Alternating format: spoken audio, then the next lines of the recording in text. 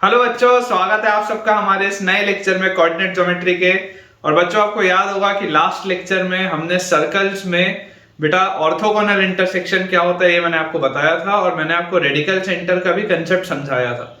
और मैंने आपको ये भी बोला था कि ऑर्थोगोनल इंटरसेक्शन एक बार हम पढ़ लेंगे तो दोबारा हम सर्कल्स में रेडिकल सेंटर पर आ जाएंगे कि किस तरीके से रेडिकल एक्सिस और रेडिकल सेंटर ऑर्थोगोनैलिटी के साथ कनेक्ट होता है। तो आज के लेक्चर में बेटा हम बहुत सारे सवाल भी बनाएंगे और ये वाले कंसेप्ट हम और देखेंगे रेडिकल सेंटर और रेडिकल एक्सिस के। तो चलिए बेटा स्टार्ट करते हैं अपना आज का लेक्चर। लेकिन आज का लेक्चर स्टार्ट करने के पहले आप में से जितने भी बच्चों ने अभी तक हमारे बेटा टेलीग्राम के चैनल को ज्वाइन नहीं किया है, आप सबसे ये एक बेटा मेरा हम्बल रिक्वेस्ट है कि आप हमारे टेलीग्राम के चैनल से जुड़िए। टेलीग्राम के चैनल को बच्चों ज्वाइन करने से आपको दो फायदे होंगे। जो पहला एडवांटेज है वो ये है कि क्योंकि मैं एक दिन में बच्चों मल्टीपल वीडियोस पोस्ट करता हूं, आइडियली ये मेरा प्रयास रहता है कि आपके लिए एक यूट्यूब शॉर्ट, एक क्लास 11th के लिए वीडियो और एक वीडियो क्लास 12th के लिए, ये तीन चीजें मैं एवरीडे पोस्ट करूं। और उसकी वजह से होता यह है कि कई बार बच्चों का कोई ना कोई लेक्चर स्किप हो जाता है, क्योंकि इतने सारे जब वीडियोस एक दिन में जाते हैं तो कई सारे वीडियोस गुम से हो जाते हैं यूट्यूब में। तो बच्चों को पता ही नहीं चल पाता कि भाई हमने एक नया वीडियो भी पोस्ट किया था। तो इन तमाम चीजों से बचने के लिए बच्चों जो आपका टेलीग्राम का चैनल है वो बहुत काम आता है। बेसिकली टेलीग्राम चैनल में बेटा मैंने एक ये हैबिट बनाई हुई है कि जब भी मैं यूट्यूब में कोई वीडियो पोस्ट करता हूँ, मैं इमीडिएटली उसका एक क्रिएटिव आपके टेलीग्राम के चैनल पर भी शेयर करता हूँ, ताकि आप बच्चों को हमेशा इस बात की जानकारी रहे कि कौन से दिन कितने बजे किस टॉपिक पे मैंने एक नया वीडियो पोस्ट किया है, ताकि आप उसे देख पाएं और आपका कभी भी कोई भी लेक्चर स्किप ना हो। जो सेकंड अपना एडवांटेज है बेटा टेलीग्राम चैनल का वो ये है कि यार यहाँ पर तो देखो मैं आपको बहुत सारे क्वेश्चंस की प्रैक्टिस कराता हूँ। मैं अक्सर ये बात क्लेम भी करता हूँ कि आप मेरे लेक्चर नोट्स को कंपेयर कर लीजिए किसी भी और इंडिया के कोचिंग इंस्टीट्यूट के टीचर के नोट से, और आपको हमारे क्वेश्चंस बेटर मिलेंगे और काफी सारे मिलेंगे। ऐसा मैं इसलिए बोल सकता हूँ क्योंकि बेटा मैं आपको मल्टीपल सोर्सेस से पढ़ाता हूँ। 6-7 अलग अलग जगह का पूरा निचोड़ आपको एक जगह पर यहाँ मिल रहा है। लेकिन उसके बाद भी बेटा इतने सारे क्वेश्चंस करने के बाद भी आई कैन गारंटी यू कि आप बेटा इतने क्वेश्चंस भी सफिशिएंट नहीं है। आप अगर सिलेक्शन करवाना अपना चाहते हैं जेईई मेंस और एडवांस में, तो आपको नंबर ऑफ क्वेश्चंस की प्रैक्टिस और ज्यादा बढ़ानी पड़ेगी। और ये एक्स्ट्रा क्वेश्चंस आपको कहाँ मिलेंगे? तो अगेन आपके टेलीग्राम के चैनल पर आपको मिलेंगे। तो जल्दी से बच्चों आप हमारे टेलीग्राम चैनल को ज्वाइन करें और अपने प्रिपरेशन को नेक्स्ट लेवल पर लेके जाएं। अब अगर आप हमारे डिस्क्रिप्शन बॉक्स को बेटा ऑलरेडी देख रहे हैं तो उसमें आपको एक यूट्यूब चैनल का भी लिंक दिख रहा होगा। तो सवाल ये उठता है कि अब भला ये वाला यूट्यूब चैनल कौन सा है? तो बेटा ये मेरा पर्सनल यूट्यूब चैनल है। मेरा ऐसा मानना है कि आप अभी जैसे एग्जाम की तैयारी कर रहे हैं, उसमें बहुत स्वाभाविक सी बात है कि हमें डिमोटिवेशन आएगा और हम खुद पर सवाल भी उठाएंगे कि हम शायद इस काबिल ही नहीं है कि हमारा सिलेक्शन हो। बट बिलीव मी बच्चों, ऐसा नहीं है। और आपको इन परिस्थितियों से बाहर निकालने के लिए, आपको दोबारा मोटिवेट करने के लिए और आपको इंस्पायर करने के लिए बेटा ये यूट्यूब चैनल है, जिसमें मेरा ये पूरा प्रयास रहेगा कि मैं आपके लिए सिर्फ ऐसा कंटेंट डालूं जो आपको एक पॉजिटिव माइंडसेट में रखे और जो आपका एनर्जी हमेशा हाई रखे। तो आप अगर चाहें तो आप एक बार उस यूट्यूब चैनल को भी विजिट करके देखें, और अगर आपको फायदा होता हो तो आप उसे भी सब्सक्राइब कर लें। चलिए स्टार्ट करते हैं बच्चों अपना आज का लेक्चर। बहुत सारे सवाल आज आपका इंतजार कर रहे हैं, और अगर आपको मेरे पढ़ाने से थोड़ा सा भी एडवांटेज हो रहा है तो जल्दी से इस वीडियो को लाइक कर दीजिए। देखिए क्वेश्चन बेटा अपने पास लिखा हुआ है। पहला सवाल आज का दिया है, फाइंड द वैल्यू ऑफ के, फाइंड द वैल्यू ऑफ के such that, find the value of के such that the circles S1 बच्चों अपने पास दिया हुआ है x² plus y² plus 2x plus 2ky plus 2x plus 2ky plus 6 equal to 0 and S2, circle S1 and S2 अपने पास दिया हुआ है x² plus y² plus 2kx plus k equal to 0। ठीक है, circle and S1 and S2 intersect orthogonally. एकदम आसान सा सवाल, इंटरसेक्ट ऑर्थोगोनली। काफी आसान सा बच्चों ये क्वेश्चन है। लास्ट लेक्चर में मैंने आपको बताया था कि ऑर्थोगोनल इंटरसेक्शन क्या होता है। ऑर्थोगोनल इंटरसेक्शन के लिए सिंपल सी एक कंडीशन होती है कि two circles if intersect orthogonally, तो जो रिलेशन उनका होता है that is 2g1 g2 plus 2f1 f2 is equal to c1 plus c2। तो आप देखिए आपके पास बच्चों यहाँ पर ऑर्थोगोनल इंटरसेक्शन की कंडीशन क्या है, 2g1 g2 plus 2f1 f2 is equal to c1 plus c2। ये अपने को याद होना चाहिए। अगर आपको ये रिजल्ट याद नहीं है तो काम नहीं चलेगा। ये रिजल्ट याद होना बेटा बहुत ज्यादा जरूरी है। अब देखिए सर्कल S1 जो है, सर्कल S1 आपके पास दिया हुआ है x square plus y square plus 2x, ठीक है, plus 2x plus 2ky plus 6 is equal to 0। तो यार यहां से g1 की वैल्यू क्या आ जाएगी, 2gx होता है तो g1 1 है, f1 2fy होता है तो f1 k है 2fy, और c1 की वैल्यू 6 है। सिमिलरली बच्चों सर्कल S2 हमारे पास दिया हुआ है x square plus y square plus 2kx, अच्छा y वाला टर्म गायब है तो इसको आप 0 into y लिख लो, और प्लस k इक्वल टू 0। तो यार यहां से g2 2gx, तो g2 की वैल्यू k है, f2 जरूर 0 होगा, और c2 की वैल्यू भी k। तो यार ये देखो g1 f1 c1 g2 f2 c2 अपन ने सब लिख लिया, बस वहां पर आप इसको बेटा पुट कर लो।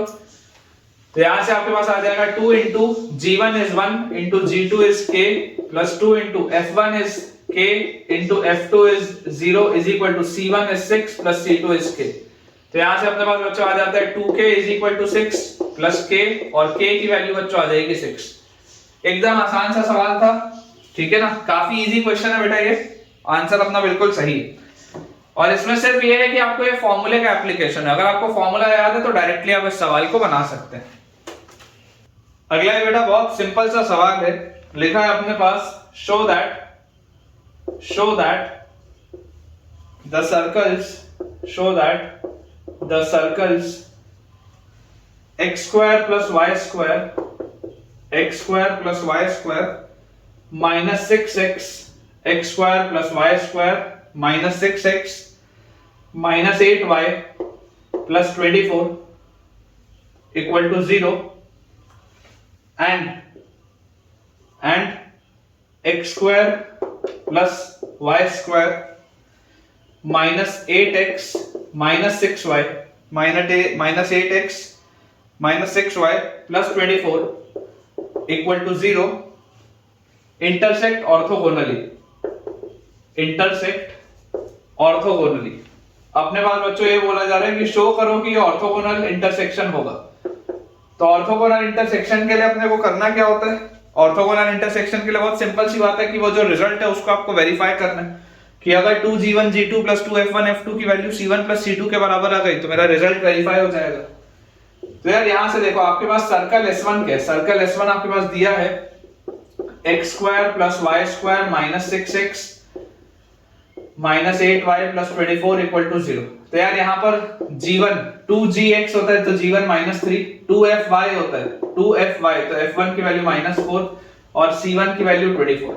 सिमिलरली सर्कल S2 हमारे पास बच्चों दिया हुआ है x square plus y square minus 8x और minus 6y plus 24 equal to 0, minus 8x minus 6y plus 24 is equal to 0।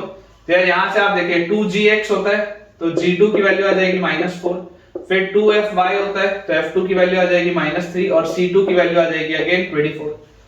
तो यार फॉर ऑर्थोगोनल इंटरसेक्शन मुझे क्या पता है, बार बार इस रिजल्ट को लिखो ताकि आपको याद हो। For orthogonal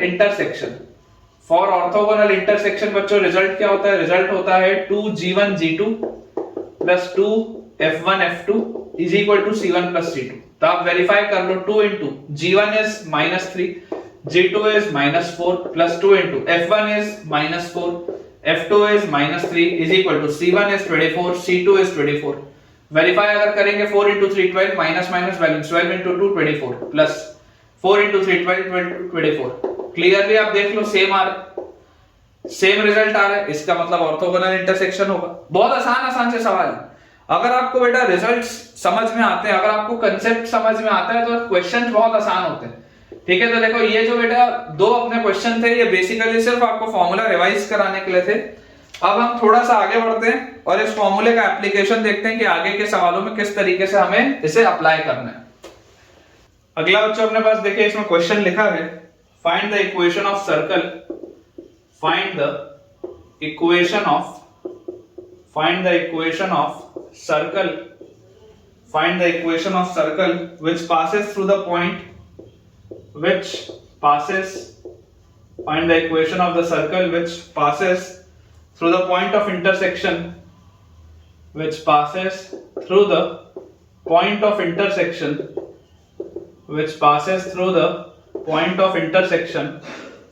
find the equation of the circle which passes through the point of intersection of the circles S1 equal to 0 and S2 equal to 0. Find the equation of the circle which passes through the point of intersection of the circles S1 equal to 0 and S2 equal to 0 and cuts the circle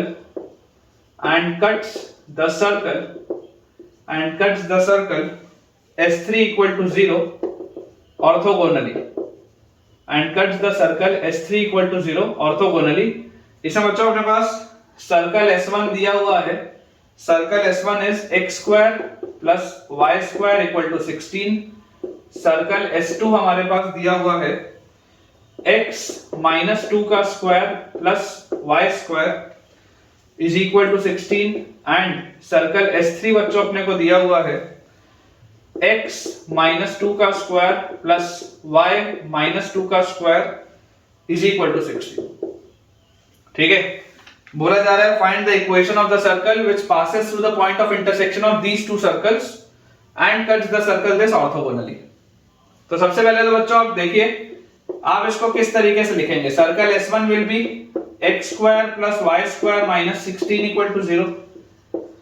circle S2 will be, अगर मैं इसको expand बच्चों करके लिखूं तो मेरे पास आ जाएगा x square plus y square यहाँ पे माइनस 4x और प्लस 4 आएगा और 16 इधर तो माइनस 16, तो 4 minus 16 is minus 12 equal to 0। और सर्कल S3 हमारे पास आ जाएगा यहाँ से x square plus y square, फिर यहाँ से माइनस 4x और माइनस 4y, तो minus 4x minus 4y plus 4 plus 4 plus 8 minus 16, तो minus 8। This is equal to 0। ये अपने पास बच्चों 3 सर्कल दिया हुआ है। अगर आपको बोला जा रहा है equation of the circle which passes through the point of intersection of these two circles, अब अगर इनके पॉइंट ऑफ इंटरसेक्शन से कोई भी सर्कल पास हो रहा होगा तो 100% बच्चों that will B S1 plus lambda S2, यही होगा S1 प्लस लैम्डा S2। ठीक है, दिस इज इक्वल टू 0। ये अपने पास आ जाएगा फैमिली ऑफ सर्कल्स से रिलेशन, ये रिलेशन अपने पास आ जाएगा फ्रॉम फैमिली ऑफ सर्कल्स। अब अगर ये फैमिली ऑफ सर्कल्स से हमारे पास रिलेशन आ जाता है तो हम इसको बोल सकते हैं x square plus y square minus 16 plus lambda into S2 is x square plus y square minus 4x minus 12 is equal to 0। ये अपने पास बच्चों चीज आती है। इसको हम रीअरेंज करके देखो कैसे लिख सकते हैं, x square into 1 plus lambda plus y square into 1 plus lambda, उसके बाद माइनस 4 लैम्डा x, यहां पर तो x वाला टर्म है नहीं, y वाला टर्म कहीं पर भी नहीं है, तो प्लस 0 इंटू y, क्योंकि y वाला टर्म कहीं भी नहीं है, और कांस्टेंट टर्म बच्चों लिखा हुआ है माइनस 16 माइनस 12, कांस्टेंट टर्म अपने पास लिखा हुआ है माइनस 16 और minus 12 lambda is equal to 0।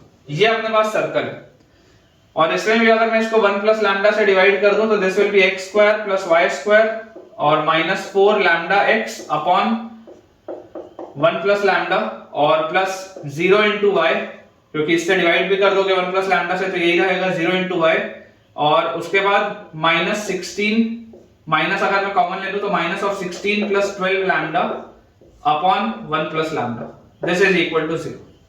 ये अपने पास बच्चों देखो सर्कल का इक्वेशन दिया, आपको बोला जा रहा है and it cuts the circle S3 orthogonally. अब ये जो सर्कल है, ये वाला बच्चों जो सर्कल है, अगर ये किसी अन्य सर्कल को ऑर्थोगोनल इंटरसेक्शन कर रहा है तो ऑर्थोगोनल इंटरसेक्शन की मुझे कंडीशन लगानी पड़ेगी। यहां से आप देखो, अगर मैं इसको G1 G2 F1 F2 इस तरीके से बोलूं तो यहां से आपके पास G1 कितना आ जाएगा, G1 will be 2gx, 2gx होता है तो दिस विल बी 2 का एक फैक्टर हटा देते तो minus 2 lambda upon lambda plus 1, 2g1x plus 2f1y, clearly f1 will be 0 and c1 will be minus of 16 plus 12 lambda upon lambda plus 1, ये अपने पास आ जाएगा। वैसे यहां पर अगर आप देखेंगे तो G2 2gx, तो यहां से 2 अगर आप हटा दोगे तो -2, फिर 2fy f2 2fy, तो बच्चों यहां से 2 का अगर आप फैक्टर हटा दोगे तो f2 will be -2 and C2 is -8, ये अपन ने लिख लिया। अब for orthogonal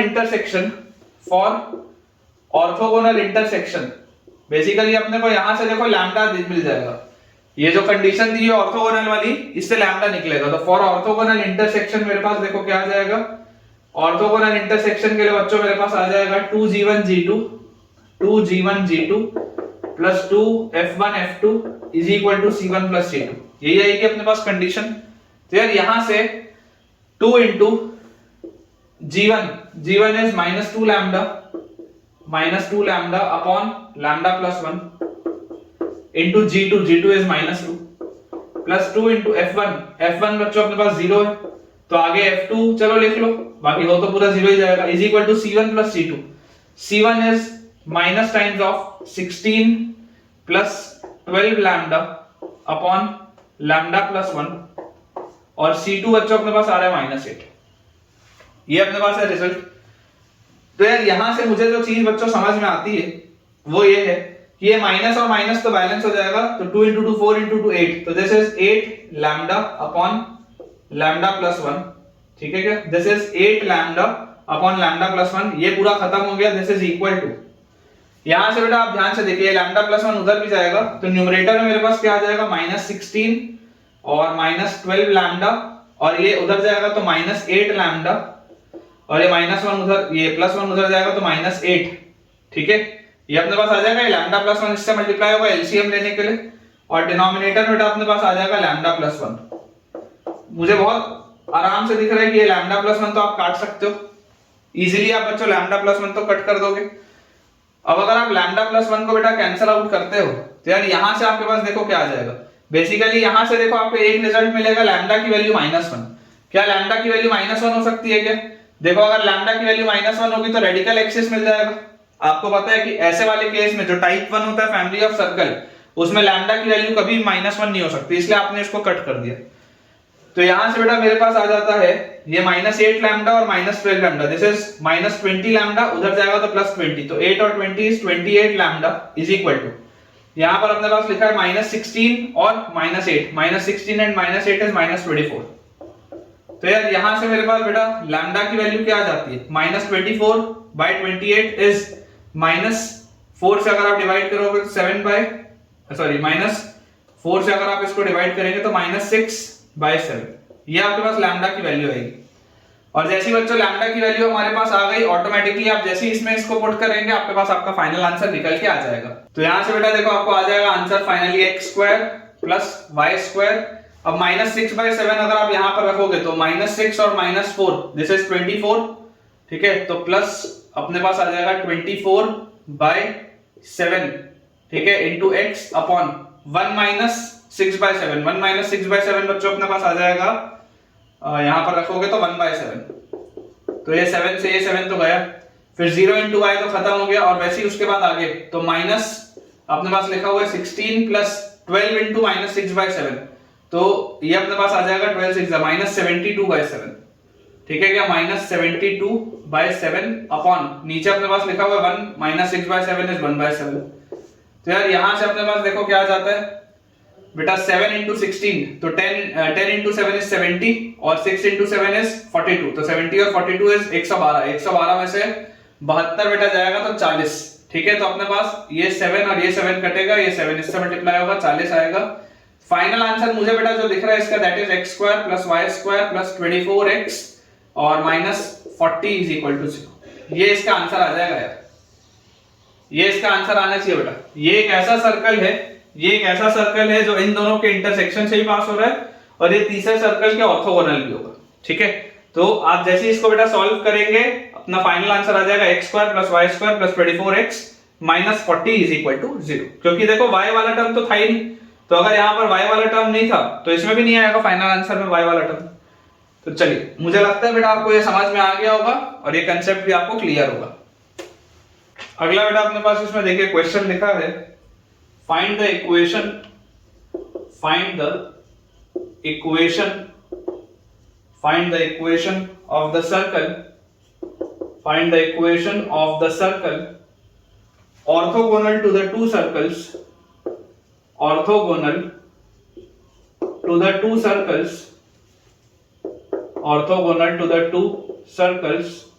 find the equation of the circle orthogonal to the two circles x square plus y square minus 6x plus 8 equal to 0 and जो बेटा अपने पास सेकेंड सर्कल दिया हुआ है एंड x square plus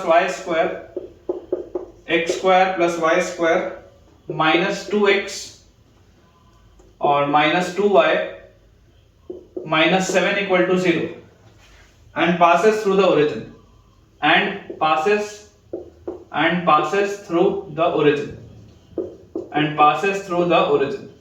अपने को बच्चों एक ऐसा सर्कल बताना है find the equation of the circle orthogonal to the two circles इसके और इसके जो ऑर्थोगोनल हो और ओरिजिन से पास होता हो। तो आप बेटा बहुत सिंपल सी बात है, देखो हर जगह फैमिली ऑफ सर्कल्स नहीं लगता, समझो यहां पर कहीं पर भी फैमिली ऑफ सर्कल्स की तो बात ही नहीं हो रही है, ना आपको बोला जा रहा है कि किन्हीं दो सर्कल के इंटरसेक्शन से पास हो रहा है, ऐसा भी नहीं। तो आप जनरल एक सर्कल मान लीजिए और आगे बढ़िए, है ना। लेट द रिक्वायर्ड सर्कल, आप जनरली बेटा मान लीजिए let the required circle be S which is x square plus y square plus 2gx plus 2fy plus c equal to 0। आप तो ये मान लो अपना रिक्वायर्ड सर्कल, ये आपका जनरल सर्कल आ गया। अब आपको बेटा बोला जा रहा है कि इट पासेस थ्रू ओरिजिन, क्योंकि ये ओरिजिन से पास होता है तो 0,0 आप इसमें जैसे सेटिस्फाई कराओगे तो 0 + 0 + 0 + 0 + c will be equal to 0। तो यार यहां से c की वैल्यू 0 आ जाएगी, मतलब अब आपका सर्कल का इक्वेशन क्या हो गया, अब आपके पास सर्कल का इक्वेशन आ जाता है x² + y² + 2gx + 2fy = 0। वैसे भी हमको पता है ओरिजिन से कोई भी जब सर्कल पास होता है तो उसमें कांस्टेंट वाला टर्म गायब रहता है, ठीक है। तो ये चीज अपनी आ गई। अब हमें बच्चों बोला जा रहा है कि ये जो सर्कल है वो इन दोनों के साथ ऑर्थोगोनल है, ठीक है। देखो सर्कल S आपके पास दिया हुआ है x² + y² + 2gx + 2fy = 0। Circle S1 बच्चों आपके पास देखो दिया हुआ है x² + y² minus 6x plus 8 is equal to 0। और सर्कल S2 बच्चों हमारे पास इसमें दिया हुआ है circle S2 this is x² + y² minus 2x minus 2y minus 7 equal to 0। ये अपने पास दिया हुआ है। अगर आप इसको ध्यान से ऑब्जर्व करेंगे तो यहां पर देखिए x का कोफिशिएंट है g, ठीक है, और इसको आप ऐसा करो g1 इसको लिख लो या इसको आप g3 लिख लो, चलो कंफ्यूजन ना हो, है ना। g3 की वैल्यू आपको g1 दी हुई है, सॉरी g3 की वैल्यू आपको g दी हुई है यहाँ पे, और f3 की वैल्यू आपको f दी हुई है, और c3 की वैल्यू आपको 0 दी हुई है, कांस्टेंट टर्म गायब है। वैसे यहाँ पर अगर आप देखेंगे तो बच्चों g1 की वैल्यू 2gx, तो g1 की वैल्यू -3 है, f वाला टर्म गायब है तो f1 की वैल्यू 0 है, और कांस्टेंट वाले टर्म की बच्चों वैल्यू है 8। वैसे आप यहाँ पर देखेंगे तो g2 की वैल्यू 2gx, g2 की वैल्यू -1 है, f2 की वैल्यू 2fy, f2 की वैल्यू -1 है, और कांस्टेंट टर्म की वैल्यू -7 है। तो बच्चों ये क्योंकि ऑर्थोगोनल है इसके साथ पहला और दूसरा वाला ये बेटा क्योंकि दोनों ऑर्थोगोनल है तो आप बोल सकते हो result 2g1 g3 + 2f1 f3 = c1 + c3, ये रिजल्ट होना चाहिए। तो 2 into g1 is -3 into g3 is g plus 2 f1 is 0, f3 is f = c1 + c3 is 8 + 0। तो यार यहां से अपने पास आ जाता है -6g = 8। तो यार g की वैल्यू बच्चों अपने पास आ जाती है -4/3, ठीक है क्या। g की वैल्यू हमारे पास आ जाती है -4/3। वैसे ही अगर मैं पहले और तीसरे वाले को लूं तो मेरे पास आ जाएगा 2g2 g3 plus 2f2 f3 = c2 + c3। यही आएगा रिजल्ट ऑर्थोगोनल इंटरसेक्शन का। This is the condition of orthogonality, ठीक है ना। तो जैसे आप ऑर्थोगोनैलिटी की बच्चों कंडीशन लगाएंगे तो ऑर्थोगोनैलिटी की कंडीशन हमारे पास लगते ही ऑटोमेटिकली ये रिलेशन आ जाएगा। तो यहां से देखो आप 2 into G2 is -1, G3 is G, plus 2 into F2 is -1, F3 is F is equal to C2 plus C3, C2 is -7, C3 is 0। तो यार यहां से अपने पास बच्चों आ जाता है -2G -2F is equal to -7, या हम बोल सकते हैं 2G plus 2F is equal to 7। पूरे को अगर आप -1 से मल्टीप्लाई कर दो, G की वैल्यू -4/3 है, तो 2 into -4/3 is -8/3 plus 2F is equal to 7। तो this implies 2F is equal to 7 plus 8/3, 7 3 जा 21 और 8 29/3। तो यार यहां से बच्चों अपने पास F की वैल्यू आ जाती है 29/6। ठीक है क्या? F की बेटा वैल्यू अपने पास जो आ जाएगी दैट इज 29/6। अब जैसे ही हमारे पास ये वैल्यू आ गई तो फाइनली आप इसको बेटा बस यहां पर सब्स्टिट्यूट कर दो। जैसे ही आप इसको अपने सब्स्टिट्यूट करोगे आंसर में, तो आपका आंसर होना चाहिए था x² + y² + 2gx + 2fy। तो सर्कल का इक्वेशन आपके पास आ जाएगा x² + y² plus 2 into G, G is -4/3, तो 2 into -4/3, 2 into -4/3 अपने पास आ जाएगा -8/3, तो -8x/3 और 2 into F, तो 2 into F is अपने पास कितना आ जाएगा 29/3, तो 29y/3, तो plus 29y/3, this is equal to 0। या हम बच्चों फाइनल आंसर 3 से अगर मल्टीप्लाई कर दें तो 3 into x² + y² और -8x plus 29y is equal to 0, ये अपने पास आंसर आ जाएगा। ठीक है क्या? देख लो 3 into x² + y² -8x plus 29y is equal to 0। बिल्कुल सही है बेटा, बिल्कुल सही। तो आई होप अगेन अब आपको बेटा देखो समझ में आ रहा होगा कि ऑर्थोगोनैलिटी के सवाल क्यों जरूरी होते हैं और ये रिजल्ट याद होना क्यों जरूरी है, क्योंकि बहुत वैरायटी के इसमें क्वेश्चन बनते हैं। ठीक है ना? मतलब लेक्चर्स कम पड़ जाएंगे लेकिन ऑर्थोगोनैलिटी की वैरायटी खत्म नहीं होगी। तो इसलिए जो काम की चीजें बेटा मैं आपको सिर्फ वो करा दे रहा हूं, अदरवाइज आप बाकी रिजल्ट्स को ध्यान रखिए। ये जो रिजल्ट है ये आपको याद होना चाहिए, ऑर्थोगोनैलिटी की जो कंडीशन है आपको याद होनी चाहिए। नेक्स्ट बच्चों अपने पास इसमें क्वेश्चन दिया है, if the circle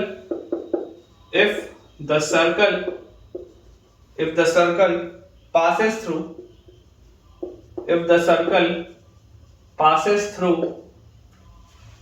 the point 1, 2, if the circle passes through the point 1, 2 and cuts the circle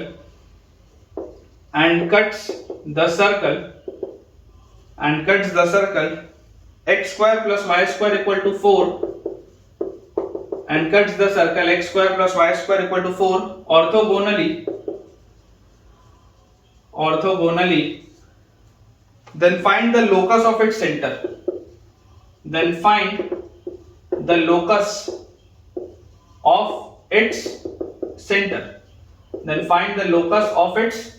ये अपने पास बच्चों सवाल है। देखिए ध्यान से इसको आप समझने की कोशिश करें।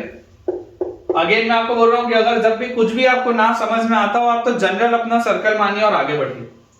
ठीक है ना? तो लेट द रिक्वायर्ड सर्कल, सबसे पहले तो आपको एक सर्कल की बात हो रही है ना, लोकस तो बाद में निकालना है, पहले सर्कल की बात हो रही है। तो क्या लिखा? Let the required circle be 2gx, sorry let the required circle be x² + y² + 2gx + 2fy + c = 0। आप मान लीजिए ये आपका रिक्वायर्ड सर्कल है जो किसी पॉइंट 1, 2 से भी पास होता है और जो इसको ऑर्थोगोनली इंटरसेक्ट भी करता है।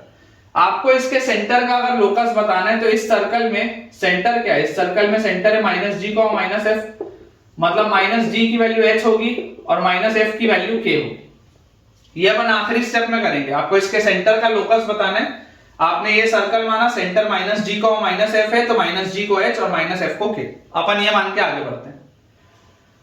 अब अगर बच्चों आपको बोला जा रहा है कि ये सर्कल 1, 2 से पास होता है तो 1, 2 इसको अगर सेटिस्फाई करेगा तो 1 + 4 + 2g और +4f + c will be equal to 0।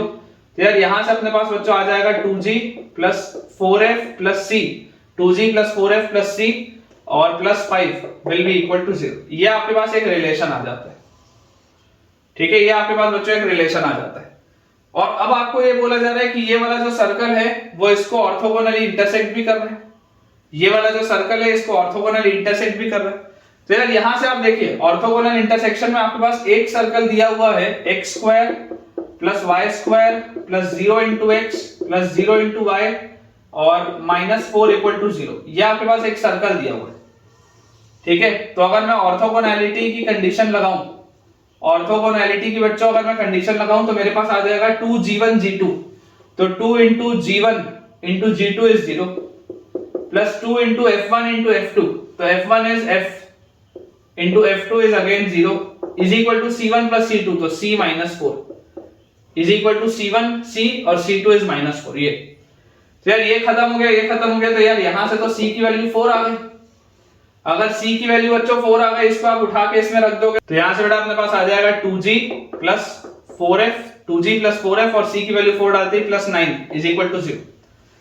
और आपको फाइनली निकालना क्या था, आपको एक लोकस निकालना था। लोकस मतलब आपको h और k में एक रिलेशन चाहिए था। तो ये g क्या है, g की वैल्यू है बच्चों -h, तो this will be -2h। f की वैल्यू है -k, तो this will be -4k plus 9 is equal to 0। या हम बच्चों लिख सकते हैं 2x प्लस 4y और -9 is equal to 0। 2x plus 4y -9 equal to 0। ये अपने पास फाइनल रिजल्ट आएगा, देख लीजिए। फाइनल लोकस बेटा जो अपने पास आएगा that will be 2x plus 4y -9 is equal to 0। बिल्कुल सही। चलिए अगला देखते हैं बच्चों सवाल। नेक्स्ट बेटा अपने पास जो इसमें देखिए क्वेश्चन लिखा हुआ है उसमें दिया है find the equation of the circle, equation of the circle which passes through 1 comma 1, which passes through 1 comma 1, find the equation of the circle which passes through 1 comma 1 and cuts orthogonally each of the circles and cuts orthogonally each of the circles x square plus y square minus 8x minus 2y plus 16 equal to 0 and x square plus y square minus 4x minus 4y minus 1 equal to 0। ठीक है, ये अपने पास बेटा दिया हुआ है question. देखिए find the equation of the circle which passes through 1 1 and cuts orthogonally each of the circle, जो इन दोनों को ऑर्थोगोनली इंटरसेक्ट भी करे और 1 1 से पास भी होता हो। बहुत सिंपल सा सवाल है, ठीक है ना। बस थोड़ा सा मेहनत वाला सवाल है, थोड़ा सा इसमें बेटा सॉल्व करना पड़ेगा, अदरवाइज अप्रोच बहुत सिंपल है कि आप सर्कल मान लीजिए let the required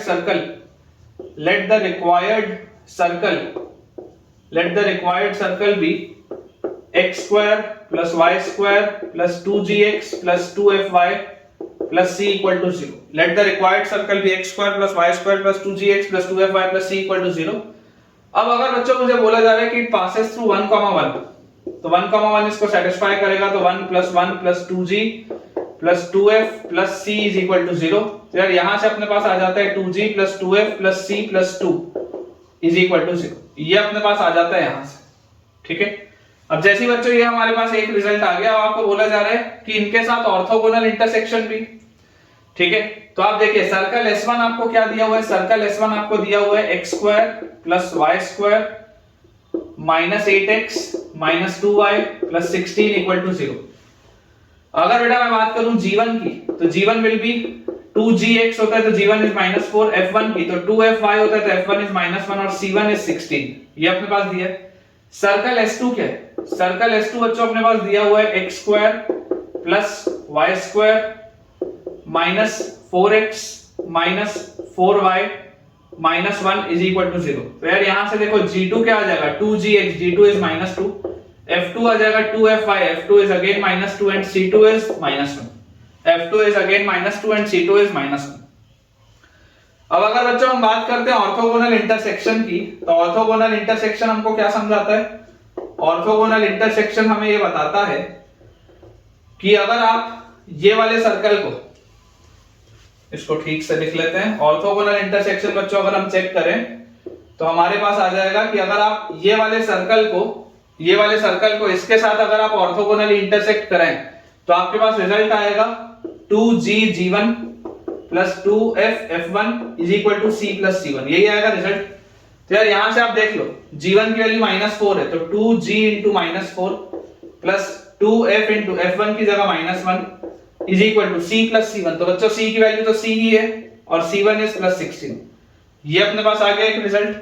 ठीक है, तो यार यहां से मेरे पास आ जाता है -8g और -2f is equal to c plus 16। ये अपने पास आ गया रिजल्ट। ये एक रिजल्ट अपने पास आ गया। और फाइनली अगर मैं ऑर्थोगोनल इंटरसेक्शन अब चेक कर रहा हूं सेकंड वाले सर्कल के साथ, तो मेरे पास आ जाएगा 2g(g2) plus 2f(f2) is equal to c plus c2। तो यार g2 क्या है -2, तो 2g इंटू -2 प्लस 2f(f2) कितना अपने पास again -2 is equal to c plus c2। तो c अपने पास बच्चों c ही है और c2 इज -1। तो यहां से देखो आपके पास क्या आ जाएगा -4g -4f is equal to c -1। ये अपने पास आ गया रिजल्ट। अब बेटा यहां से आप देखिए तीन आपके पास इक्वेशंस है और आपके पास तीन वेरिएबल है। अप्रोच क्या होता है? अप्रोच बहुत सिंपल सा है कि आप सबको किसी एक के टर्म्स में लिखिए और फिर आगे बढ़िए। जैसे यहां से अगर मैं देखूं तो बेटा मुझे एक चीज समझ में आती है कि 2g की वैल्यू में क्या लिख सकता हूं। 2g can be written as -2f -c -2। ये मैं लिख सकता हूं 2g को -2f -c -2। इसको अगर मैं उठा के रख दूं यहां पर अगर बेटा इसको मैं उठा के रख दूं तो मेरे पास देखो क्या आ जाएगा। जैसे ही मैं यहां पर इसको रखूंगा तो मेरे पास आ जाएगा -2 इंटू 2g -2 इंटू 2g। तो 2g will B -2f -c -2 और -4f is equal to c -1। तो यहां से अपने पास आ जाएगा 4f और उसके बाद माइनस और ये प्लस 2c और plus 4 -4f is equal to c -1। -4f से +4f कट गया, फायदा हो गया अपना। 2c में से एक c गया तो c इज इक्वल टू 4 उधर जाएगा तो -5। c की वैल्यू निकल आई, मजा आ गया यार, मजा आ गया यार। c की वैल्यू निकल आई। अगर c की बच्चों वैल्यू अपने पास निकल के आ चुकी है तो यहां से आप देखिए 2g की वैल्यू कितनी आ जाएगी। 2g will be equal to -2f, c is -5 तो माइनस ऑफ -5 इज +5, 5 - 2 इज 3। तो ये अपने पास आ गया रिजल्ट। और यहां पर आप देखो जैसे आप c की वैल्यू -5 डालोगे तो c की वैल्यू -5 डालते बच्चों यहां पर आपके पास रिजल्ट आ जाएगा -8g और -2f, -8g -2f और c की वैल्यू -5 रखूंगा तो 16 - 5 इज 11। ये अपने पास आ गया रिजल्ट। ठीक है, तो एक रिजल्ट ये था। देखो अब 2g की वैल्यू आपको पता है, अगर आप वहां पर इसको पुट करो थोड़ा सा अपन बेटा इसको देखो, मैं अलग अलग जगह सॉल्व कर रहा हूं लेकिन आप भी कर सकते हो ना। तीन इक्वेशन है, तीन वेरिएबल है, तुमको जैसे सॉल्व करना हो कर लेना। फाइनली अगर मैं यहां पर देखूं इसको तो -8g लिखा हुआ है तो -4 इंटू 2g। 2g अपने पास क्या है, 2g इज -2f + 3 है ना। -8g है तो -4 into 2g, 2g is -2f + 3 और -2f इज इक्वल टू 11। ये रिलेशन मैंने उठा के डाल दिया 2g का वैल्यू। तो यहां से 4 इंटू 2 इज 8f और -4 इंटू 3 इज -12 और -2f इज इक्वल टू 11। तो बच्चों यहां से अपने पास आ जाता है 6f इज इक्वल टू अपने पास आ जाएगा 23। तो यार f की वैल्यू हमारे पास आ जाती है 23/6। और अगर f की बच्चों वैल्यू हमारे पास आ गई 23/6, इसको यहां पर रखेंगे तो 2g is equal to -2 into 23/6। तो 23/6 आप जैसे करोगे तो आपके पास आ जाएगा -23/3 और +3, 3 इंटू 3 9 और -23। तो ये आ जाएगा -14/3 और 2g। तो बच्चों g की वैल्यू अपने पास यहां से आ जाती है g इज इक्वल टू -7/3। ठीक है क्या, ये अपने पास आ जाता है। और जैसे बच्चों ये अपने पास चीज आई तो फाइनल आंसर देखिए क्या आ जाएगा। फाइनल आंसर अपने पास आएगा, यहां पर देखिए लिखा हुआ है x² + y² प्लस 2gx। तो 2gx बच्चों अगर आप करोगे तो 2g इंटू x तो -14x/3 तो -14x/3 फिर प्लस 2fy तो प्लस 2fy अगर मुझे करना है बेटा तो 2fy करूंगा तो कितना आ जाएगा मेरे पास, दिस विल बी 23/3 है ना। तो प्लस 23y/3 प्लस 23y/3 और प्लस c की वैल्यू है -5 तो -5 यहां पे अपने पास आ जाएगा -5। This is equal to 0। और अगर बेटा मुझे फाइनली इसको और सिंपलीफाई करके लिखना हो तो फाइनली देखो इसको आप सिंपलीफाई करके कैसे लिख सकते हो। फाइनली अगर बेटा अपन इसको सिंप्लीफाई करें तो अपने पास 3 से मल्टीप्लाई कर देंगे तो thrice of x square plus y square minus 14x plus 23y, और 3 से बेटा आपने इसको मल्टीप्लाई किया है तो माइनस 15 इज इक्वल टू 0। ये अपना फाइनल आंसर आएगा। देखिए ये अपने पास अपना फाइनल आंसर आ जाएगा। ठीक है क्या, चेक कर लीजिए बेटा। Final answer will be thrice of x square plus y square minus 14x plus 23y minus 15 equal to 0। बिल्कुल सही, बिल्कुल बेटा अपन ने करेक्ट सॉल्व किया। देखो थोड़ा सा कैलकुलेशन वाला था, थोड़ा मेहनत वाला सवाल था, लेकिन अप्रोच इसका बहुत सिंपल था। आपके पास बेसिकली देखो जब आप ये इक्वेशन मानते हैं बेटा तो इस इक्वेशन को सॉल्व करने के लिए आपको 3 वेरिएबल चाहिए। ये चीज मैंने आपको पहले ही बताई थी कि एक सर्कल यूनिक कब बनता है, जब वो 3 पॉइंट से पास करता है। तो वो 3 पॉइंट के लिए 3 कंडीशन आपको चाहिए जी, एफ और सी निकालने के लिए। एक आपको ये दिया हुआ है, एक यहां से ऑर्थोगोनल है, एक यहां से ऑर्थोगोनल है। तो सवाल तो सॉल्वेबल था, तुरंत दिख रहा था, बस थोड़ी सी मेहनत करनी थी और कैलकुलेशन एरर ना हो, बस ये इंश्योर करना था। तो आई होप आपको बेटा ये समझ में आ गया होगा। अगला बच्चों अपने पास देखिए, इसमें सवाल लिखा है when the circles x square plus y square, when the circles x square plus y square plus 4x plus 6y plus 3 equal to 0 and twice of x square plus y square plus 6x plus 4y plus c equal to 0 intersect orthogonally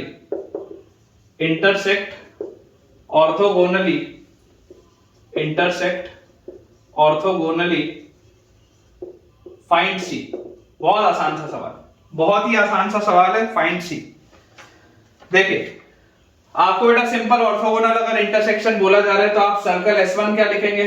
circle S1 will be x square plus y square plus 4x plus 6y plus 3 equal to 0। तो यहां से देखो आपके पास G1 will be 2gx, तो G1 will be 2, F1 will be 2fy, तो F1 will be 3 and C1 will be 3। ये अपने पास आ जाएगा। सिमिलरली सर्कल S2 बच्चों आपको देखो एक चीज पता ही है कि आपको इसको 2 से डिवाइड करना पड़ेगा। तो इसको आप लिखेंगे x square plus y square plus 3x plus 2y plus c by 2 is equal to 0। तो यार यहां से आपके पास G2 2gx, तो G2 विल बी 3 बाई 2, फिर F2 2fy, तो F2 will be 1 and C2 will be c by 2। तो condition for orthogonal intersection क्या होता है? 2g1 g2 plus 2f1 f2 is equal to c1 plus c2। यही होता है आपके पास कंडीशन। तो यार यहां से देखो आपके पास क्या आ जाएगा? 2 into g1 is 2 and g2 is 3 by 2 plus 2 into f1 is 3 and f2 is 1 is equal to c1 is 3 and c2 is c by 2। बच्चों ये 2 से ये 2 गया, 2 into 3 is 6 plus 3 into 2 is 6 is equal to 3 plus c by 2। तो 6 और 6 12 में से 3 गया तो 9 is equal to c by 2। बेहद आसान सा सवाल, c की वैल्यू आ जाएगी 18। काफी आसान सा बेटा ये क्वेश्चन था। c की वैल्यू अपने पास निकल के आ जाएगी 18। इसमें यार कुछ भी एक्सप्लेन करने का है नहीं, आप भी इसको बेटा खुद से कर सकते हैं। नेक्स्ट बेटा अपने पास सवाल लिखा है find the angle of intersection, find the angle of intersection, find the angle of intersection of the two circles, angle of intersection of the two circles। कौन से दो सर्कल्स का एंगल ऑफ इंटरसेक्शन बच्चों अपने को बताना है? Circle S1 is x square plus y square minus 4x plus 6y plus 11 equal to 0 and circle S2 is x square plus y square minus 2x plus 8y minus 2x plus 8y plus 13 equal to 0। अब देखिए बेटा इसमें orthogonality की कोई बात नहीं है, simple आपको एंगल ऑफ इंटरसेक्शन बताना है। अब इसमें आपको वो रिजल्ट याद होना चाहिए जो मैंने आपको बताया था। रिजल्ट क्या था? रिजल्ट था कि cos theta is equal to modulus of r1 square plus r2 square minus d square by 2 r1 r2। ये मैंने आपको रिजल्ट बताया था और मैंने आपको बोला भी था कि इसमें थीटा जो होता है, theta is the acute angle. Theta is the acute angle. ये मैंने आपको बच्चों चीज बताई थी।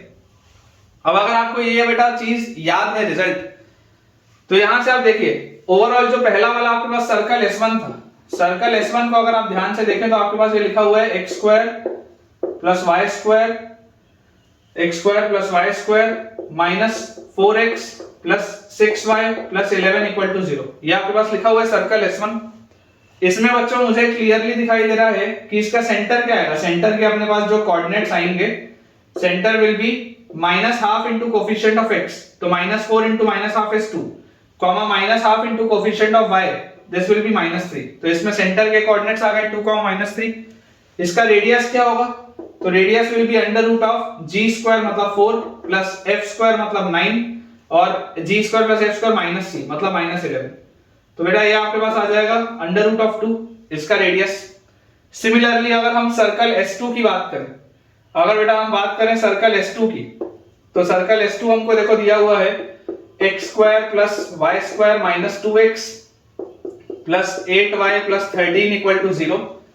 तो इसका सेंटर क्या आ जाएगा, है ना, इसके सेंटर को आप मान लो C1 और इसके बेटा सेंटर को आप मान लो C2। तो सेंटर अपने पास आ जाएगा minus half into coefficient of x, तो minus half into minus 2 is 1 and minus half into coefficient of y मतलब minus half into 8 is minus 4। ये अपने पास आ जाएगा। तो यार यहां से इसका रेडियस क्या आएगा, radius will be under root of g square plus f square और माइनस c। तो यार यहां से आपके पास देखो 16 माइनस 13 इज 3 और प्लस 1 इज, ये अपने पास आ जाएगा 2, रूट 4 इज 2। और बेटा जो डिस्टेंस d है, distance d is under root of दोनों के सेंटर्स के बीच की दूरी, तो 2 माइनस 1 का स्क्वायर और प्लस माइनस 3 माइनस 4 मतलब माइनस 3 प्लस 4 का स्क्वायर। तो ये आपके पास आ जाता है 2 minus 1 is 1 and 4 minus 3 is 1, 1 plus 1 is d is root 2। तो फाइनली बच्चों मेरे पास cos थीटा क्या आता है, cos theta is modulus of r1 square, radius 1 का square is 2 plus r2 square, r2 का square is 4 minus d square is 2 upon 2 into r1 r2 is 2 root 2। ये बेटा अपने पास आ जाएगा। और जैसे ये चीज हमारे पास आई, ये माइनस 2 और प्लस 2 गया, अब ऊपर 4 बचा है, ये 2 और ये 2 और ये 4 भी कट गया। तो फाइनली आपके पास this implies cos theta is equal to 1 by root 2 का मॉड। अब आपको बेटा एक चीज पता है कि जब आपके पास एंगल ऑफ इंटरसेक्शन आप निकाल रहे होते हैं, तो एंगल ऑफ इंटरसेक्शन बेसिकली उनके टेंजेंट्स या उनके नॉर्मल्स के बीच का एंगल होता है। तो हमें एक बात पता है कि अगर एक एंगल एक्यूट आ रहा है उनके बीच में, तो दूसरा एंगल उनके बीच में ऑब्ट्यूस आएगा। तो यहां से देखो आपको दिखाई दे रहा है कि theta will be equal to कितना अपने पास आ जाएगा, theta will be equal to 45 degree and 135 degree. मतलब जब आप इस तरीके से बेटा एंगल निकालते हैं, तो अगर एक एंगल आपके पास 45 डिग्री आएगा तो दूसरा एंगल आपके पास 135 डिग्री आएगा। ये अंडरस्टूड है, ठीक है। तो अगर मान लीजिए आपके पास मोर देन 1 करेक्ट होता तो आप दोनों आंसर बोलते, और अगर सिंगल करेक्ट में आता तो सिंगल करेक्ट में फिर जो भी ऑप्शन इनमें से दिया होता उसको अपना आंसर लगा देते। तो एंगल ऑफ इंटरसेक्शन का बेटा ये एक पहला भी सवाल है जो मैंने आपको कराया है, और ये रिजल्ट आपको याद होना चाहिए। अगर हमको ये रिजल्ट याद नहीं हो तो ऐसे सवाल को बेटा बना पाना फिर मुमकिन नहीं है आपके लिए, ठीक है ना। तो ये रिजल्ट आपको याद रखना बहुत जरूरी है। इस सवाल को कराने के पीछे का पर्पस यही था कि ये रिजल्ट आपको दोबारा से याद हो जाए। और इस सवाल में हमेशा, इस रिजल्ट में जब भी आप मॉड लगा के कर रहे हैं, तो इस रिजल्ट में हमेशा जो थीटा होगा that will be the acute angle, theta will always be the acute angle. तो आप निकाल के आंसर 45 डिग्री ही बोलोगे, आप निकाल के आंसर 45 डिग्री ही बोलोगे, लेकिन आपको ये बात पता होनी चाहिए कि अगर एक एंगल 45 डिग्री है तो दूसरा एंगल उनके बीच में 135 डिग्री होगा। ये जो हम थीटा एक्यूट मानते हैं वो just for the sake of calculation मानते हैं कि इसको हम cos थीटा बोल के पॉजिटिव आंसर निकाल लें। लेकिन अगर मान लीजिए कभी आप इसे सॉल्व कर रहे हो और आपको ऑप्शन में एक भी 45 डिग्री दिख ही नहीं रहा, आपके ऑप्शन में सिर्फ 135 दिख रहा है, तो आप आंसर 135 लगा दोगे, क्योंकि अगर एक एंगल इनके बीच में 45 है तो इनके बीच में दूसरा एंगल 135 भी तो होगा। नेक्स्ट बेटा अपने पास देखिए क्वेश्चन लिखा हुआ है, इस पैटर्न का एक सवाल हमने और बनाया है। Find the equation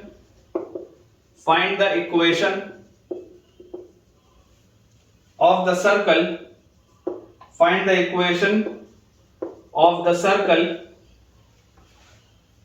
through the points of intersection, through the points of intersection through the points of intersection. Find the equation of the circle through the points of intersection of the circles.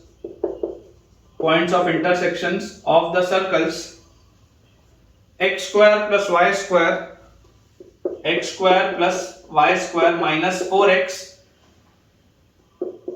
minus 6y minus 12 equal to 0, and x square plus y square plus 6x plus 4y plus 6x plus 4y minus 12 equal to 0, and cutting the circle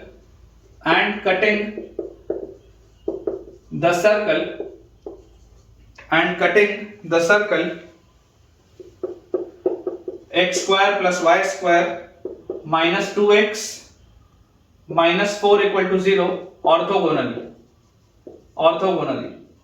simple बेटा family of circles का सवाल है जिसमें orthogonal intersection का आपको काम आएगा। देखिए बोला जा रहा है equation of the circle through the point of intersection of the circle. अब इन दोनों के पॉइंट ऑफ इंटरसेक्शन से बेटा अगर वो पास होता है, आप इस वाले सर्कल को, ये वाला बेटा जो सर्कल का इक्वेशन आपको दिया हुआ है आप इसको S1 मान लीजिए, और ये वाला बच्चों जो सर्कल का इक्वेशन हमको दिया हुआ है इसको आप मान लीजिए S2। तो इनके पॉइंट ऑफ इंटरसेक्शन से अगर आपका सर्कल पास हो रहा है तो बहुत आसानी से आप इक्वेशन ऑफ सर्कल क्या लिख सकते हैं, इक्वेशन ऑफ सर्कल आप लिख सकते हैं S1 plus lambda S2 is equal to 0। Equation of circle बहुत आसानी से आप लिख सकते हैं S1 plus lambda S2 is equal to 0, और ये इनको ऑर्थोगोनली अगर इसको काट रहा है तो ये आपको लैम्डा निकालने के लिए दिया। तो आपके पास जो फैमिली आएगी सर्कल की, फैमिली आपके पास आ जाएगी S1 is x square plus y square minus 4x minus 6y minus 12 plus lambda into S2 is x square plus y square plus 6x plus 4y minus 12 is equal to 0। ये अपने पास दिया हुआ है। तो यहां से बच्चों हम लिख सकते हैं x स्क्वायर के साथ लिखा हुआ है 1 plus lambda plus y square के साथ लिखा हुआ है 1 प्लस लैम्डा, और उसके बाद x के साथ क्या लिखा हुआ है, x के साथ बच्चों लिखा हुआ है 6 लैम्डा माइनस 4 x के साथ। फिर y के साथ अपने पास क्या लिखा हुआ है, y के पास लिखा हुआ है 4 लैम्डा माइनस 6, y के पास लिखा हुआ है 4 लैम्डा माइनस 6, ठीक है 4 लैम्डा माइनस 6। और फिर कांस्टेंट टर्म बच्चों हमारे पास लिखा हुआ है माइनस, अगर मैं कॉमन ले लूं तो 12 प्लस 12 लैम्डा है ना, माइनस 12 माइनस 12 लैम्डा है। तो ये अपने पास इक्वेशन है।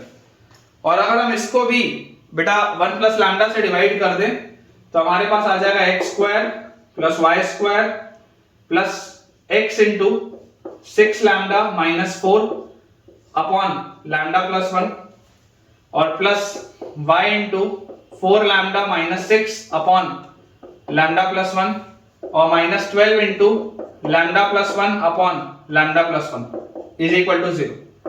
ये तो कैंसिल आउट हो गए है ना, माइनस 12 बाहर लोगे, lambda plus 1 bye lambda plus 1 ये कैंसिल आउट हो गए। और ये बेटा आपके पास एक सर्कल दिया हुआ है, इसके साथ इसका ऑर्थोगोनल इंटरसेक्शन। तो यार यहां से मुझे एक चीज समझ में आती है कि अगर मैं यहां से बोलूं कि अपने पास देखो g1 g2 की वैल्यू क्या है, अगर हम g1 निकालें तो 2gx, g1 अपने पास क्या आ जाएगा 2, अगर मैं बाहर निकाल लूं तो this will B 3 lambda minus 2 by lambda plus 1। f1 की बच्चों वैल्यू आ जाएगी 2fy, 2 अगर आप बाहर निकाल लें तो 2 lambda minus 3 upon lambda plus 1, और constant term c1 will be minus 12। ये अपने पास है। और बेटा जो दूसरा सर्कल आपके पास है उसमें देखो g2 आपके पास क्या है, g2 दूसरे सर्कल में तो 2gx, g2 will be minus 1, फिर 2fy, f2 will be 0, f2 will be 0 क्योंकि y वाला टर्म गायब है, ठीक है ना। 2gx plus 2fy plus c, तो कांस्टेंट टर्म बच्चों इसमें अपने पास आ जाएगा c2 इज माइनस 4। यार यहां से अगर मैं ऑर्थोगोनैलिटी की कंडीशन लगाऊं तो ऑर्थोगोनल इंटरसेक्शन मतलब क्या हो जाएगा, ऑर्थोगोनल इंटरसेक्शन मतलब बहुत सीधी सी बात है 2g1 g2, तो 2 into 3 lambda minus 2 by lambda plus 1, 2 into 3 lambda minus 2 by lambda plus 1 into minus 1, 2g1 g2 plus 2 into f1 f2, यार ये तो 0 है, 2 into 2 lambda minus 3 by lambda plus 1 into 0, 2f1 f2 is equal to c1 plus c2। बेटा इन दोनों को आप add करोगे तो माइनस 16 आएगा। ये वाला फैक्टर तो खत्म हो गया क्योंकि ये 0 से मल्टीप्लाई हो रहा है। तो यहां से देखो आपके पास बचा क्या, आपके पास बेटा यहां से आ जा रहा है minus 2 into 3 lambda minus 2 upon lambda plus 1 is equal to minus 16। ये लिखा है। ये बेटा माइनस ये कट के यहाँ पे 8 आ जाएगा, तो अपने पास आ जाएगा 3 lambda minus 2 is equal to 8 lambda plus 8। तो इसको उधर ले जाएं तो 5 lambda is equal to minus 10, तो लैम्डा की वैल्यू आ जाएगी -2। और जैसे ही बच्चों लैम्डा की वैल्यू अपने पास -2 आ गई, खट से अपन अपना आंसर निकाल सकते हैं। ये आपका बेटा देखो फाइनल आंसर क्या आ जाएगा, final answer will be x square plus y square. अब लैम्डा की जगह -2, तो -2 रखते हैं, 6 into -2 is -12, और -12 और -4 is -16, और नीचे -2 + 1 is -1, तो -16 by -1 is +16, तो 16x प्लस 16x। फिर -2 यहां रखेंगे तो 4 into -2 is -8, और -6 is -14 अपॉन -1 is +14y। और यहां पर बेटा कांस्टेंट है, तो this is -12, this is equal to 0। ये अपने पास देखो फाइनल आंसर आएगा। This is the required circle. Check कर लीजिए बेटा, आंसर अपने पास आ जाएगा x square plus y square plus 16x plus 14y minus 12 equal to 0। बिल्कुल सही। इस पैटर्न का एक सवाल अपन ने पहले भी किया हुआ था, बहुत आसान से सवाल है। अब देखिए आप, मिक्सचर ऑफ क्वेश्चंस चालू होगा, मिक्सचर ऑफ टॉपिक्स, क्योंकि जैसे जैसे हम आगे बढ़ते जा रहे हैं चैप्टर में, बहुत ज्यादा बचा नहीं है इस सर्कल्स के चैप्टर बेटा, मैक्सिमम 2 3 4 लेक्चर, उससे ऊपर नहीं जाएगा, तो ज्यादा बचा नहीं है। बस हमको ध्यान क्या रखना है, हमको बेटा ध्यान इस बात का रखना है कि जो भी हमने टॉपिक्स पढ़े वो हमको आते हैं। और मैंने आपको एक चीज अभी मतलब पिछले अपना जो लेक्चर था, पिछले वाले लेक्चर में मैंने आपको बताया भी था कि सर्कल्स कंप्लीट होने के बाद एटलीस्ट 3 हफ्ते के लिए या कम से कम 1 महीने के लिए आपके 11th के लिए कोई भी वीडियो नहीं आएगा, क्योंकि बोर्ड एग्जाम आने वाले हैं 10th और 12th के, और बहुत सारे बच्चों का बेटा ये रिक्वेस्ट आ रहा है कि मैं 1 शॉट वीडियोस डालूं बोर्ड एग्जाम के लिए। तो क्लास 12th का, क्योंकि जेई का पेपर सिर पे है, तो क्लास 12th के तो जो आईआईटी के लेक्चर्स हैं, जेई के लेक्चर्स हैं, वो आते रहेंगे, लेकिन 11th के जेई के लेक्चर्स मुझे सर्कल्स के बाद कुछ समय के लिए रोकने पड़ेंगे, उसको मैं दोबारा रिज्यूम करूंगा, आप उसके लिए घबराइए मत। जितना आपका 11th का पोर्शन है मैं सारे चैप्टर्स आपको अच्छे से कराऊंगा। और अगर मान लीजिए तब तक आप क्लास 12th आपके इंस्टीट्यूट में स्टार्ट हो गया हो, तो मैंने 12th के सारे वीडियोस ऑलरेडी पोस्ट किए होंगे, तो आप उसको देखना स्टार्ट करिए, ठीक है मेरा बेटा। मेरे पास बहुत सारी स्ट्रैटेजीज हैं आपके अच्छे भविष्य के लिए, तो उसमें थोड़ा समय लगेगा, है ना। मैं धीरे धीरे करके सारा कंटेंट डालूंगा, अच्छी अच्छी बुक्स भी सॉल्व कराऊंगा, लेकिन एट द सेम टाइम बेटा टाइम की कमी पड़ जाती है मेरे पास भी रिकॉर्डिंग करने के लिए। तो कुछ बच्चों का बहुत ज्यादा ये रिक्वेस्ट है कि यार बोर्ड के लिए 1 शॉट वीडियोस आए, तो मुझे वो रिकॉर्ड करने के लिए समय चाहिए। तो वो समय यार 11th के वीडियोस थोड़े दिन रोकने पड़ेंगे, क्योंकि आपका जेई का पेपर कल तो है नहीं, आपके जेई के पेपर में समय, तो कोई दिक्कत की बात नहीं है। और अगर आपके इंस्टीट्यूट में, मैं फिर बोल रहा हूँ, 12th स्टार्ट हो गया इन केस, या उस समय तक अगर हो जाएगा, तो आप 12th के वीडियोस मेरे 12th वाली प्लेलिस्ट से देखना स्टार्ट कर दीजिए, और उसको बढ़िया से पढ़िए ताकि आपकी प्रैक्टिस अच्छे से हो। नेक्स्ट बेटा इसमें अपने पास दिया हुआ है, prove that the locus of the center, prove that the locus of the center, prove that the locus of the center of variable circle, locus of the center of variable circle, prove that the locus of the center of the variable circle x square plus y square plus 2gx plus 2fy plus c equal to 0। ये एक variable बच्चों circle है which cuts the two given circles, which cuts the two given circles, which cuts the two given circles, which cuts the two given circles x square plus y square plus 2g1x plus 2f1y plus c1 equal to 0, and x square plus y square plus 2g2x plus 2f2y plus c2 equal to 0। ये बच्चों दो आपके पास given circles हैं। Orthogonally prove that the locus of the center of the variable circle which cuts the two given circles orthogonally is the radical axis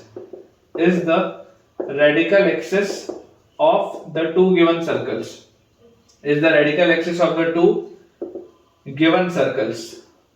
ठीक है, ये अपने पास बेटा सवाल है, ठीक है।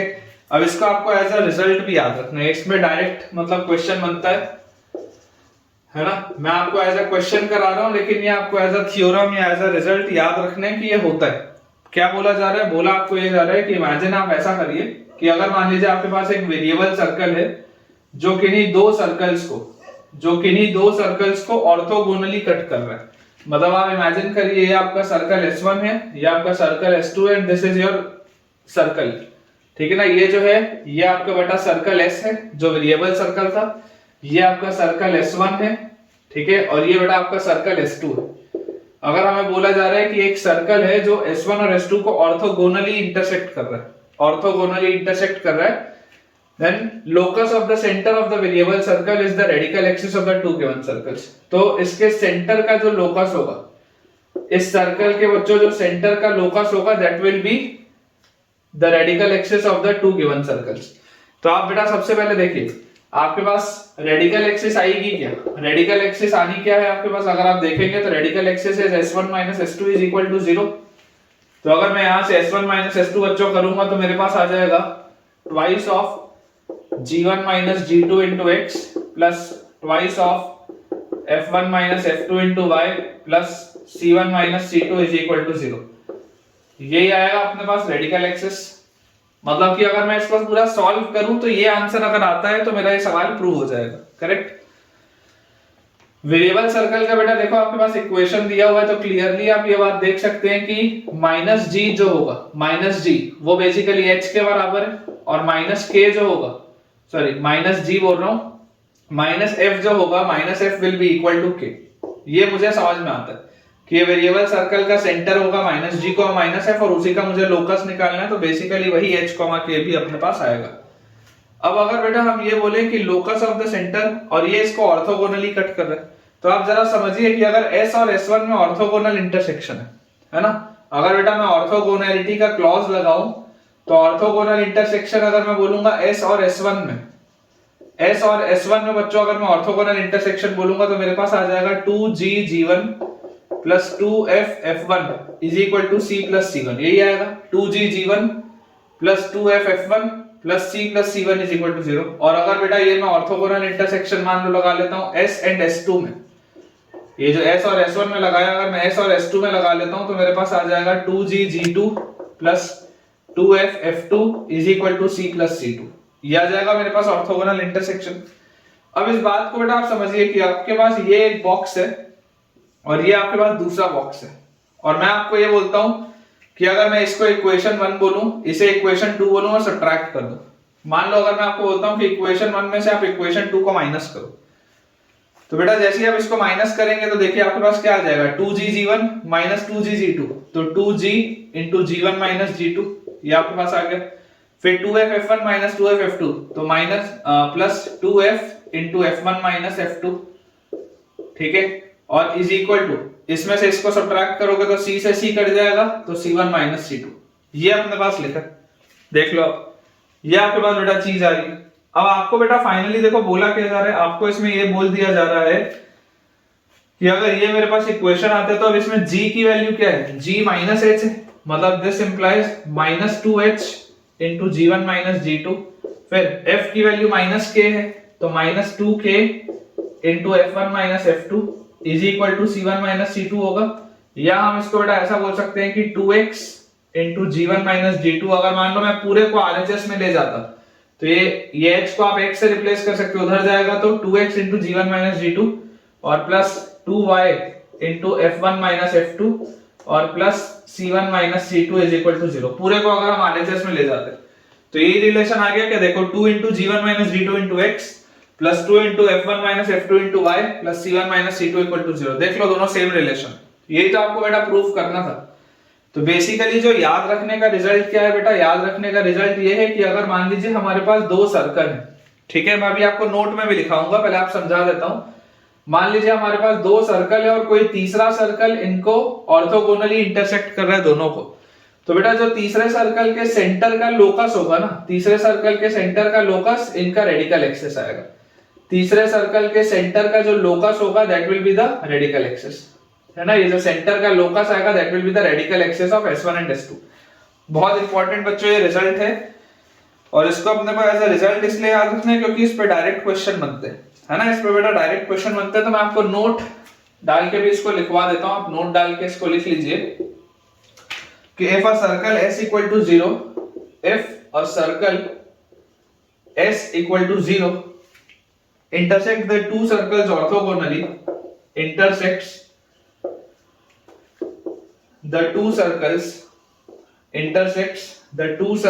orthogonally, ठीक है. If the circle S equal to 0 intersects the two circles orthogonally, then the center of the circle S equal to 0, then the center of the circle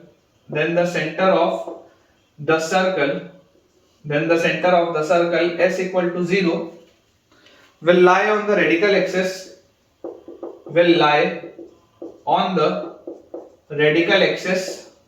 of the given circles. ये बच्चा अपना result होता है. या हम इसको ऐसा ही बोल सकते हैं कि ये जो आपका ये वाला मेन सर्कल है जो इसको ऑर्थोगोनल इंटरसेक्ट कर रहा है, उसका सेंटर इसके रेडिकल एक्सिस पे लाई करेगा.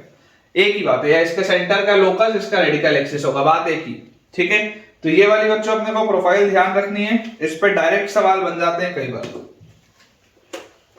तो ठीक है बच्चों, विद दिस हम अपने आज के लेक्चर के एंड पे पहुंच चुके हैं और मुझे पूरी उम्मीद है कि आज हमने जो ऑर्थोगोनैलिटी का कंसेप्ट पढ़ा है वो आपको बहुत बढ़िया तरीके से समझ में आया होगा और आपका बेटा कंसेप्ट अच्छे से क्लियर हुआ होगा. आपको एक ठीक ठाक आइडिया लग गया होगा कि ऑर्थोगोनल इंटरसेक्शन कितना इंपॉर्टेंट टॉपिक है और उसमें किस तरीके के क्वेश्चंस बनते हैं. सो अगर बेटा आपको आज का लेक्चर हमारा अच्छा लगा हो तो इस वीडियो को जरूर लाइक करें, चैनल को सब्सक्राइब करें और दोस्तों के साथ इस वीडियो को और इस चैनल को रेफर करें ताकि उन सारे ही बच्चों की पढ़ाई बहुत बढ़िया तरीके से हो पाए. Thank you.